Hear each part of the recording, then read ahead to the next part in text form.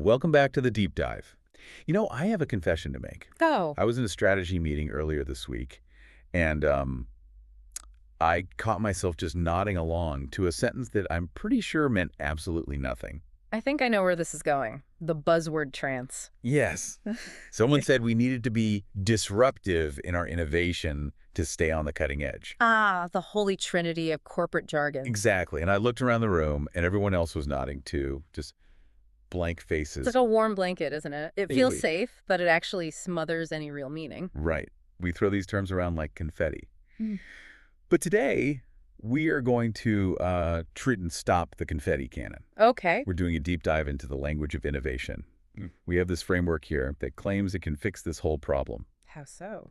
Well, it separates professional strategy into three very distinct buckets. Oh, yeah. And it uses three idioms that we all think we know, Yeah. but we're probably getting wrong. What I love about this approach is that it's not just about vocabulary, it's about honesty, really. Honest. Yeah, it forces you to look at your company or even just your own career and ask a hard question. Which is? Am I actually starting something new? Am I maintaining excellence? Or am I just terrified of being left behind? And the way it maps this out is so vivid. It takes us on this visual journey, almost like a history of technology. I saw that. We start with, what, an ancient plow? An ancient gritty plow, yeah. Then we move to a high-tech laser beam, and we end up in, well, a very crowded, very chaotic wagon. It sounds like a strange journey, but that progression from the plow to the laser to the wagon is actually a perfect timeline of market position. It helps us separate the disruptors, the standard bearers, and, the followers. So let's get our hands dirty.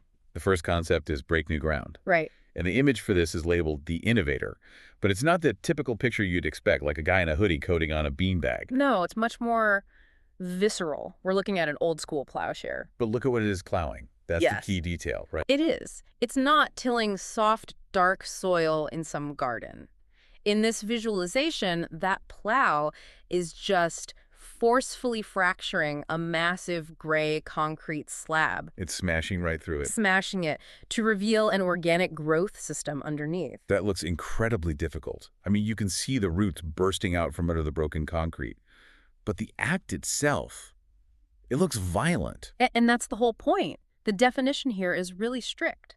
To break new ground is to take a course of action completely different from what has happened before. So it really leans into the violence of that word break. It does. We tend to romanticize innovation as this smooth, creative brainstorming With session. all whiteboards and sticky notes. But true disruption is destructive. It has to be. The guide even gets into the linguistic anatomy of it. It zooms right in on break as the act of disruption. And what does it say? It talks about shattering legacy ruts and outdated standardized molds. It's basically saying if you aren't breaking something, you aren't breaking ground. Exactly. So think about it. If you launch a new product, are you smashing a mold? Or are you just painting an existing mold a different color? That's a good question. If you aren't fracturing the status quo, you aren't the plow. But hold on a second. What about the ground part? Because I think that's where a lot of people get confused. How so? We hear break ground, and we immediately think of a construction site. Literal dirt. That's the linguistic pitfall it warns about. In this strategic context, ground is a metaphor for a professional field or territory. Think of a field of study. Okay, so why is it concrete in the picture? Because established markets harden, habits harden, competitors lock down their territory, the ground isn't soft and easy anymore. So the ground is actually the status quo. Yes.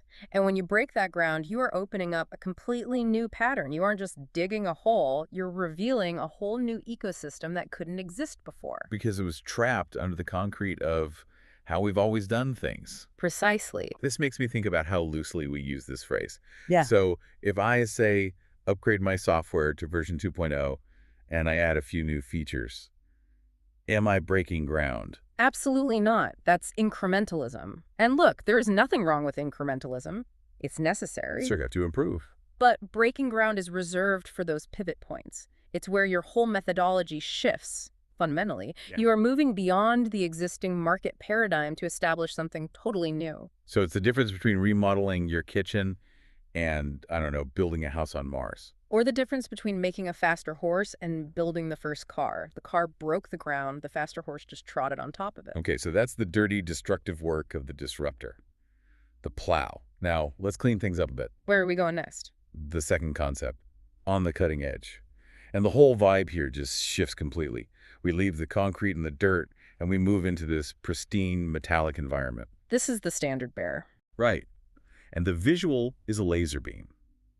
The guide calls it extreme precision focus and a nanoscale edge. It feels surgical. It's a perfect contrast with the plow. If breaking ground is all about brute force and disruption. Then being on the cutting edge is about precision and maintenance. Exactly. The definition here is occupying a sustained state of technological or operational excellence. Sustained state. That feels like the key phrase there. It is. This describes a company's current status at the absolute forefront of industry developments. You aren't smashing concrete anymore. You're refining the edge to be sharper than anyone else's. You know, there's a distinction made in this section that I found really, really helpful. It's the spark versus the beam. Can we unpack that? Oh, yes. This is crucial. Because I feel like companies mix these two things up constantly. They do. So, break new ground is the spark. It is a temporal act. It happens at a specific moment in time, the inception. You break the concrete, boom, it's done. It's done. You can't break the same ground twice. Once the concrete is broken, it's broken. Got it. But on the cutting edge is the beam. It's an ongoing process, a position you have to hold. You might break ground with a patent. That's your spark. But you have to iterate constantly to remain on the cutting edge. So the plow is a one-time event, but the laser requires a constant flow of energy. If you turn off the power, The beam disappears. Precisely. A company might have broken ground 10 years ago. Think of some of the old tech giants. sure. They smashed the concrete back in the 90s. But if they haven't maintained that laser focus, they are no longer on the cutting edge. They are just living in the hole they dug a decade ago. The guide gives some really specific professional applications for this. It points to artificial intelligence and medical research as, like, the natural habitats for the cutting-edge idiom. And those fit perfectly. Look at the AI example it gives. It talks about an R&D department. Right. They aren't just inventing AI once. They are ensuring their generative models and predictive analytics are the most sophisticated available. Available. That word implies right now, today. That's it. It's all about the current market. If your model was the best 2 years ago, you aren't on the cutting edge anymore. You're history. And the medical example is about CRISPR technology. It mentions pioneering the use of CRISPR in outpatient settings. Notice the nuance there? They didn't invent CRISPR. That ground was already broken by the scientists who discovered the gene editing tool. Okay, so someone else was the plow. Yes. But this hypothetical company is applying it in a new way outpatient protocols that keeps them in the forefront of genomic medicine. They are maintaining that cutting-edge status by refining the application. So if you're smashing the status quo, you're the plow. You're breaking ground. If you're maintaining superior precision and tech, you're the laser. You're on the cutting edge. Which brings us to our third category. And honestly, this is where it gets a little uncomfortable for a lot of organizations. The follower. The idiom is jump on the bandwagon. Mm. And the visual here is, well, it's a lot less heroic than a laser beam. It's this clashing, chaotic wagon painted in these loud, garish colors. It's crowded. It is so crowded, it's overflowing with what the guide calls generic stick facilitators.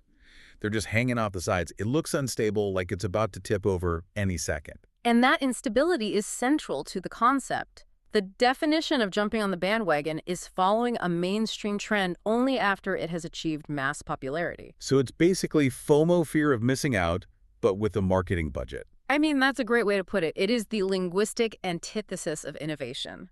If you are jumping on the bandwagon, your strategy isn't driven by vision. It's driven by anxiety. Exactly. It signifies reactive choices. You see everyone else doing something, you get terrified of being left behind, so you just scramble onto the wagon. But wait, let me play devil's advocate here for a second. Isn't there safety in numbers? If everyone is doing it, isn't it kind of risky not to do it? That is the trap.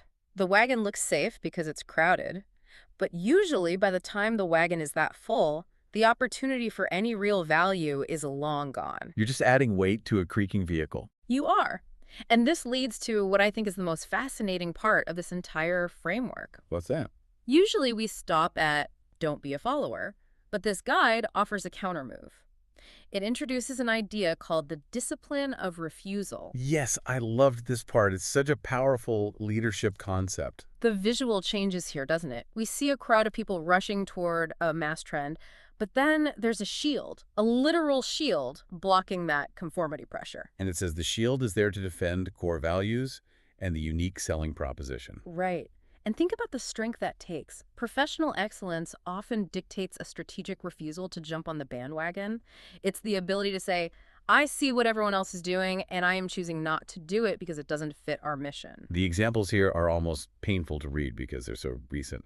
The first one's from marketing, the whole NFT craze. Oh, yeah. We all remember that pressure. Every brand felt they had to launch an NFT collection. But look at the example here. Despite the industry-wide rush, the board chose not to jump on the bandwagon of celebrity NFTs. And why? What was the reason? To focus on long-term brand equity. That board used the discipline of refusal.